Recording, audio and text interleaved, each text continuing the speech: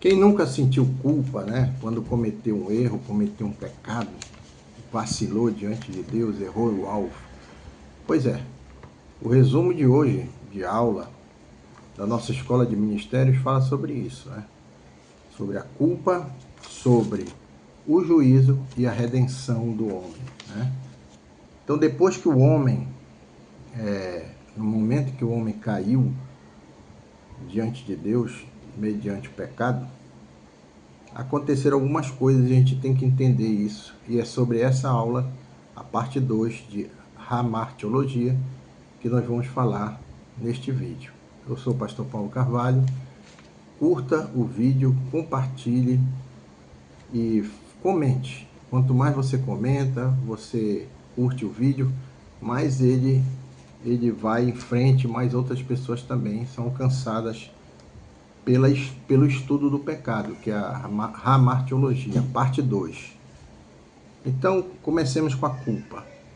Então, nós vamos notar que tem algumas evidências de uma consciência culpada após o pecado. Então, o texto diz que então foram abertos os olhos de ambos, o texto lá de Gênesis, e conheceram que estavam nus. Expressão usada para indicar o esclarecimento milagroso repentino. Gênesis 21, 19 e 2 Reis 6, 17. Então, ao invés, né, deles receberem o conhecimento que a serpente prometeu, ou seja, o diabo prometeu a Eva, na realidade eles adquiriram conhecimento de que eles viram-se nus, e a ideia é de que alguns comentaristas dizem que o homem ele tinha uma espécie de auréola de luz em volta dele que ele não percebia que ele tinha sexo, né? Ou sexo masculino ou sexo feminino. Então, diante dessa nudez física, que é um quadro de uma consciência nua ocupada, eles perceberam que estavam nus. Então, sabe, depois que alguém comete um erro e diz assim, meu Deus, eu não percebia isso aqui, agora eu estou vendo isso. Então, é como se Deus não quisesse, né, que isso acontecesse. De alguma forma ou de outra, Deus queria conservá-los mediante o conhecimento do mal, né? Na realidade, era isso que Deus queria preservar no homem. Ele não queria que o homem conhecesse o lado mal, ele só conheceria o lado bom. Só que esse lado bom, né, ele tem uma condicional, né? Inclusive, no final da nossa lição de Hamartiologia, a gente vai aprender sobre isso, que é a culpa positiva, né? Tem um lado bom, né? Que era um sinal da comunhão com Deus e o domínio do Espírito sobre o corpo, antes do pecado.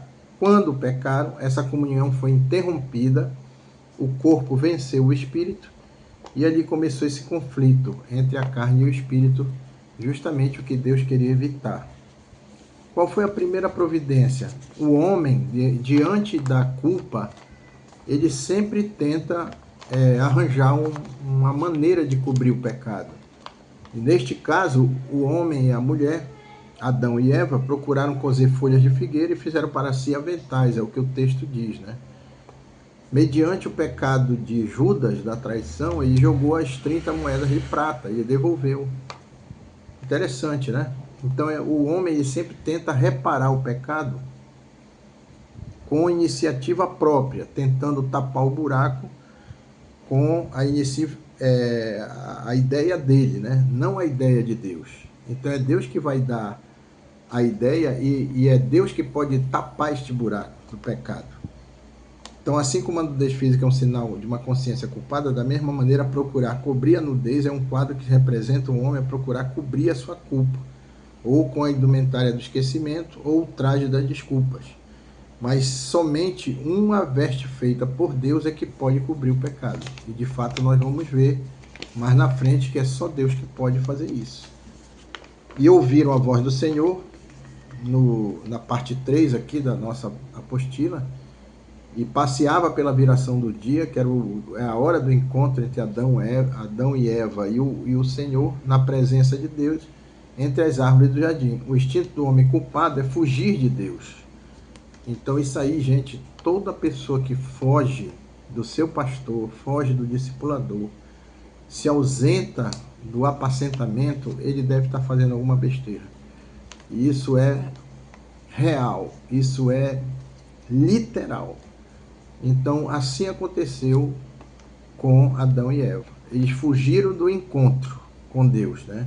Assim como as pessoas deixam de encontrar com Deus e com seus irmãos numa igreja, deixam de se encontrar na célula, justamente por causa disso, porque eles estão pecando.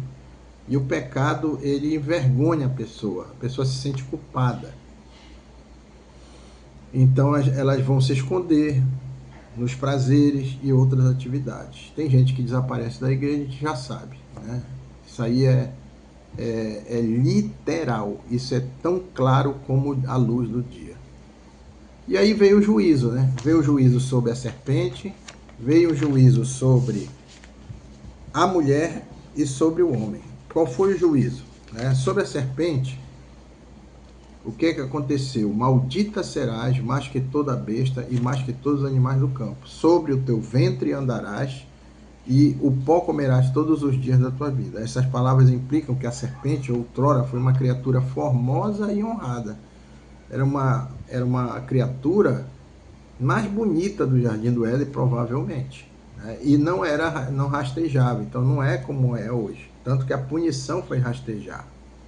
E era um animal de honra, como se fosse o leão hoje em dia, né? Quando você fala em leão, é o rei da selva, é o rei dos animais. Então é como se a serpente nessa época fosse o rei dos animais. Depois, porque veio a ser o instrumento para a queda do homem, tornou-se maldita e degradada na escala da criação animal. Uma vez que a serpente foi simplesmente o instrumento de Satanás, porque deve ser punida? Essa é a pergunta de muita gente. Por que a serpente foi punida? O animal, né? Na realidade, a vontade de Deus em fazer da maldição da serpente um tipo de profecia da maldição sobre o diabo e sobre todos os poderes do mal. Então, na realidade, toda vez que o homem vê a serpente, ele sabe que o diabo, ele foi punido também, né? Então, na realidade, é uma simbologia para que o homem criasse a ideia de que o diabo também vai ser punido, né? Toda vez que ele cometer um erro, ele vai ser degradado. Sobre a mulher disse: multiplicarei grandemente a tua dor e a tua concepção, e com dor terás filhos, e o teu desejo será para o teu marido, e ele te dominará. Então, duas coisas, né?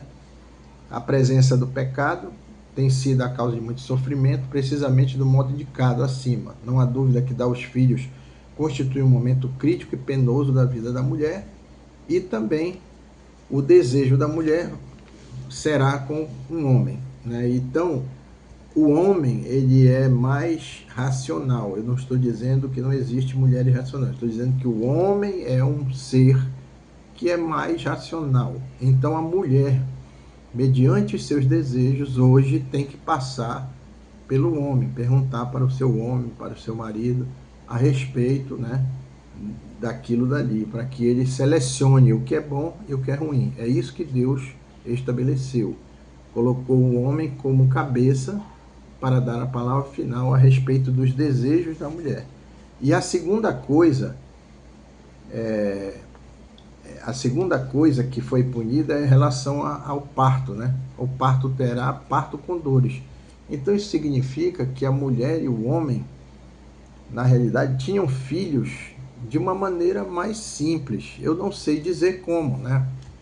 Eu não estava lá no Jardim do Éden para dizer, né? E nem vi essas situações, e a Bíblia também não esclarece, mas dá a ideia de que seria uma coisa muito mais tranquila, muito mais agradável, né?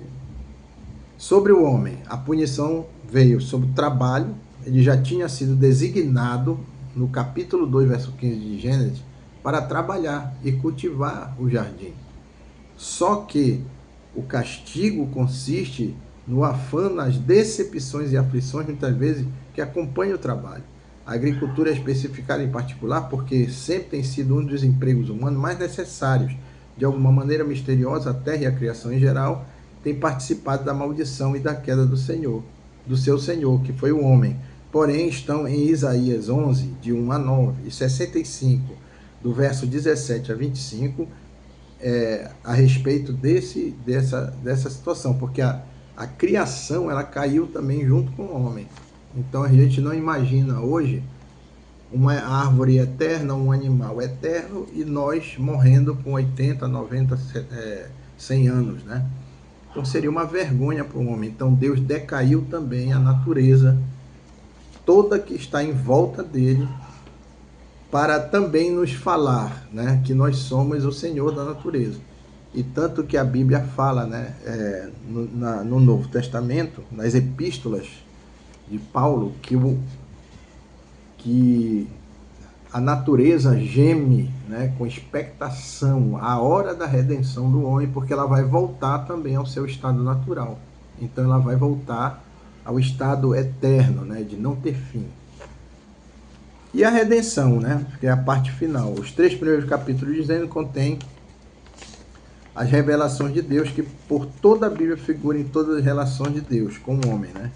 O Criador que trouxe tudo à existência, no capítulo 1, o Deus que faz pacto, que entra entre as relações pessoais com o homem, no capítulo 2, e o Redentor que faz a provisão no capítulo 3, né? Para a restauração do homem. Ele prometeu e a redenção em relação à serpente, a própria serpente procurou fazer uma aliança com Eva contra Deus, né? Mas Deus, por fim, pôs fim nessa aliança. E porém inimizade entre ti e a mulher, e entre a tua semente, que são os seus descendentes, e a sua semente, que é uma profecia da semente da mulher, que era Jesus, que é o Deus que toma a forma de homem, para derrubar e quebrar esta maldição que estava sobre o homem, e esclarecendo aqui por que a semente quis fazer uma aliança com Eva. Na realidade, a aliança era de envolvimento, de desejo. Por isso que Deus tira o desejo da mulher de si para que o homem avalie o desejo da mulher, né? Porque senão é como se o inimigo de nossas almas fosse, sabe aquele 171, bom de lábia, né? É assim mesmo. E é assim mesmo que acontece com esses homens enganadores, né? Que são extremamente galanteadores, mas estão levando a mulher para a perdição, né? Então eles são muita conversa, aqueles os galanteadores, mas são enganadores, né? Qual será o resultado desse conflito? Primeiro, a vitória para a humanidade por meio do representante do homem, que a semente do homem ia esmagar a semente do pecado, né? E a semente da mulher te ferirá a cabeça, e Cristo, a semente da mulher, veio ao longo do mundo para esmagar o poder do diabo. E aí você vai encontrar isso em Mateus 1:23, no verso 25, Lucas 1:31 a 35, depois no verso 76, Isaías 7:14, Gálatas 4:4, Romanos 16:20, Colossenses 2:15, Hebreus 2:14 e 15. Então você, Apocalipse 12:7. Então isso se cumpriu em Cristo quando quebrou e esmagou o poder do diabo, pisando em sua cabeça. Porém, a vitória não será sem sofrimento. E tu, a serpente, lhes ferirá o calcanhar. No Calvário, a serpente feriu realmente o calcanhar de Cristo, que traiu, né, da semente da mulher, mas esse ferimento trouxe a cura para a humanidade. Veja Isaías 53:3, verso 4, verso 12. Daniel 9:26, Mateus, do capítulo 4, no verso 1 ao verso 10. Lucas 22:39, até o 14:53, né? João 12:31 a 33. E outros, Hebreus 2:18, 5:7, Apocalipse 2:10, aí você confere que veio com sofrimento, veio com essa traição.